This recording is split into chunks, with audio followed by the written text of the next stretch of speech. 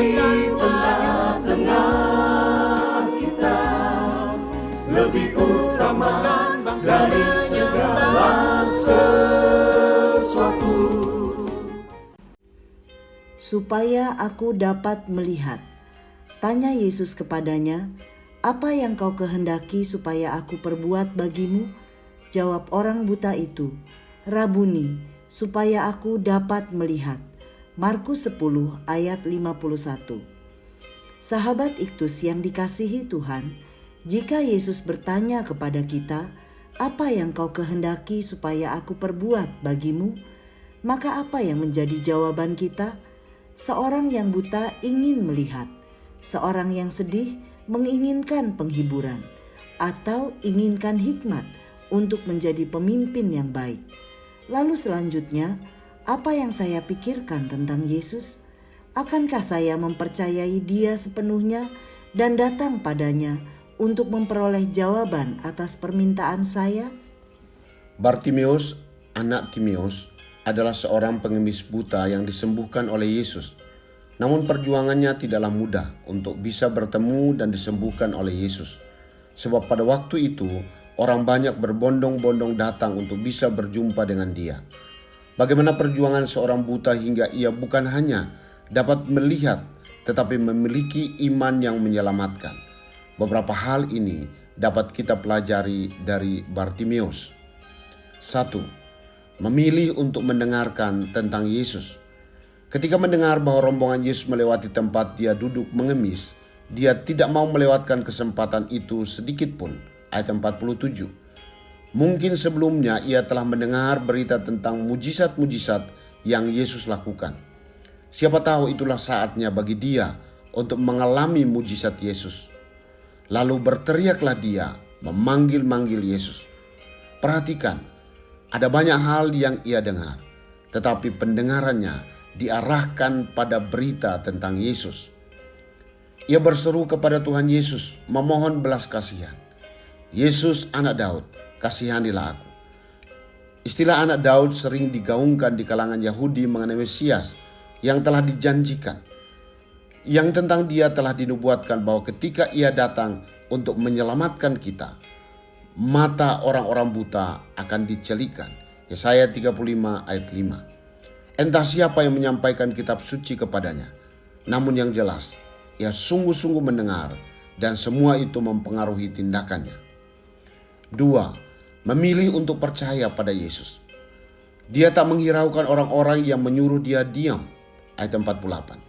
Bahkan Bartimeus memilih untuk lebih keras memanggil Yesus dengan sebutan anak Daud. Sebutan ini memperdengarkan pengharapan mesianik.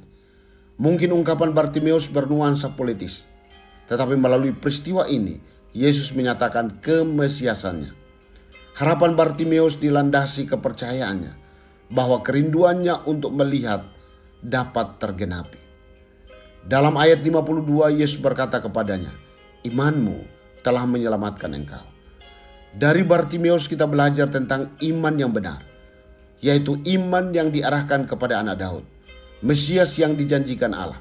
Seruan yang didasari iman yang benar itu tidak hanya membuatnya mampu bertahan menghadapi tantangan, tetapi lebih lagi membuatnya mengalami perkara besar dalam hidupnya. 3. Memilih untuk pergi mendapatkan Yesus. Lalu ia meninggalkan jubahnya dan pergi mendapatkan Yesus. Ayat 50.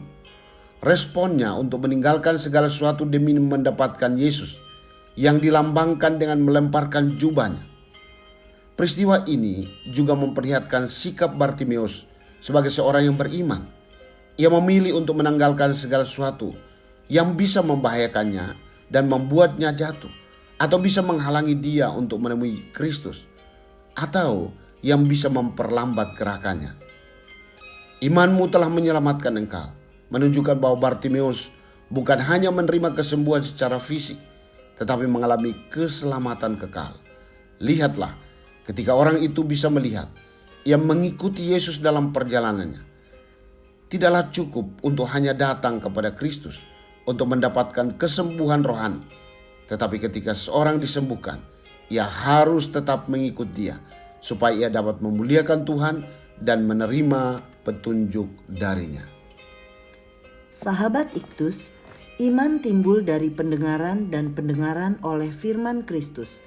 Roma 10 ayat 17 terkonfirmasi dalam kisah tentang Bartimeus. Tentunya hal ini membuat kita lebih berfokus lagi dalam mendengarkan firman Tuhan di setiap kesempatan. Malahan seharusnya kita memilih untuk melatih telinga kita peka terhadap setiap pemberitaan tentang Kristus daripada terhadap tawaran duniawi yang menyeret kita ke dalam dosa.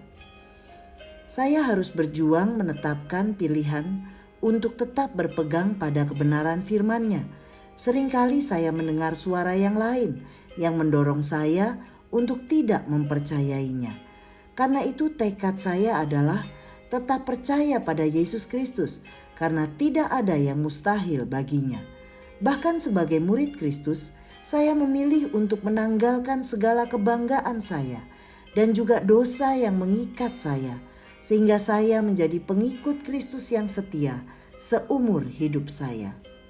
Sahabat Iktus yang dikasihi Tuhan, sudahkah saya memilih untuk mendengar firman Tuhan lebih dari tawaran dosa yang diberikan dunia? Apakah saya telah memilih untuk mempercayai Yesus Kristus sebagai jawaban atas setiap masalah hidup saya? Sudahkah saya memilih untuk menanggalkan hidup lama saya dan menjadi pengikut Kristus?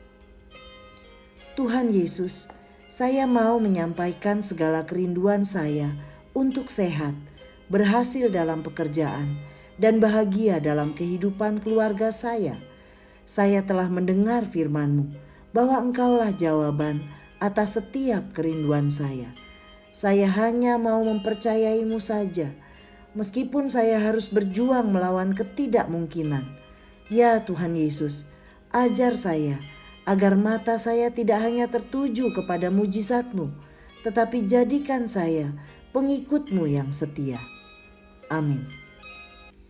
Latihku untuk melihat-Mu dengan mata iman.